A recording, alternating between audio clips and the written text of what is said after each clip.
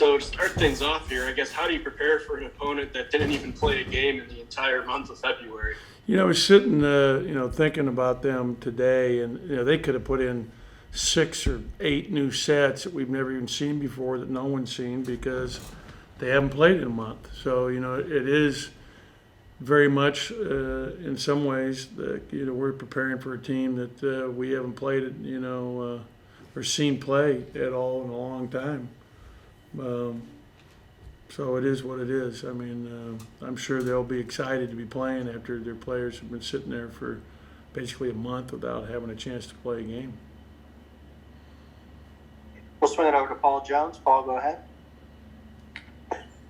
Coach, looking back at the Alabama game, once again, it was just a couple of lulls in offensive production that kind of put y'all in a hole. But when you see this team get in a rhythm on offense, which they've done at times this year and done very well, what sticks out to you as the main point as to why the offense moves better in the rhythm? Is it more passing or more patient, or what do you see?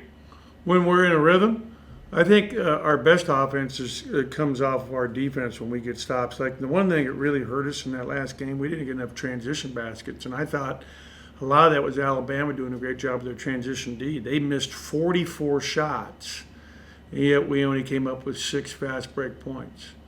So give them credit for really having guys back in their transition. And then in the half-court offense, it's hard because we're playing basically 2 5-men at the same time, so we don't have the spacing that you normally would like to have on offense, and that's hurt us at times. But when we're at our best, we're getting the ball inside and playing inside out. A follow-up and along those lines, Coach, I know you still got a lot to play for this year, but you mentioned playing 2 5s in the starting lineup with Tolu and Adu.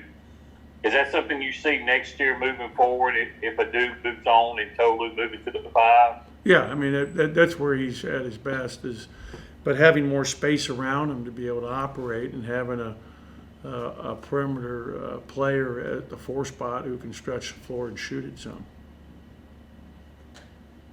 We'll go to John Sokoloff for a couple. John, go ahead. Hey, Ben. What do you think the kind of landscape or route would have to be for you guys to get to the NCAA tournament? I know you look at it one day at a time, but just briefly, do you think you guys would have to win out, or what would that kind of look like? Yeah, we'd have to win the SEC tournament.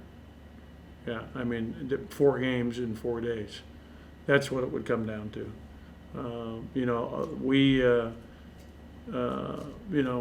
That's what it's come down to, I think, for everybody in our league, except for the 6 teams that are pretty much assured to get in as of right now. Gotcha. And a quick follow-up to that, how would you kind of assess your team's sense of urgency heading into the final stretch of the season? I think we had a good practice yesterday. I think our guys are excited. We won 2 of our last 3, and we're going to be on the road for the last 2. And it's March now. It's amazing. We've spent the last 9 months between the COVID and everything we've had to do to deal with, to contend with, to get to this point. And we want to finish strong. And we had a good spirited practice yesterday, so I felt good about that. Thank you. We'll go back to Paul Jones. Paul, go ahead. Coach, and you've been coaching a long time, and you've seen freshmen come into this league or there other leagues, and sometimes they hit that freshman wall because it's such a transition for them. How has it been for you coaching this year with them also having to go through COVID measures every week? And I know that's new for everybody, but definitely new for them coming into college for the first time. And you played 3 freshmen a lot of minutes so far. It's been tough from the standpoint that, these kids haven't had a chance to enjoy, for example, a true home court advantage.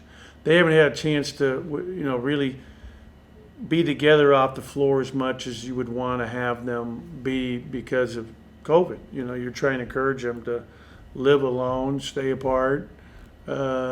It's hard on everybody, not just our players. I mean, I look at my mom. My mom's 87 years old, lives in a retirement community by herself, and she's had so little contact with anybody in the last year. It's just gut-wrenching and heartbreaking. And our kids, you know, are experiencing the same thing throughout this country. I mean, I'm reading a lot about how, you know, children haven't been able to attend school and how that's affecting them mentally. And you're seeing a lot more anxiety and depression in youngsters, you know, and kids that are, 12 years old and even younger. I've been fortunate that our grandson out in California, Ben the second, he has been able to attend school because he goes to a small Christian school. But I think it's just tough on kids in general, just the lack of, human touch and being around people and enjoying the social parts. And I think it adds obviously to team.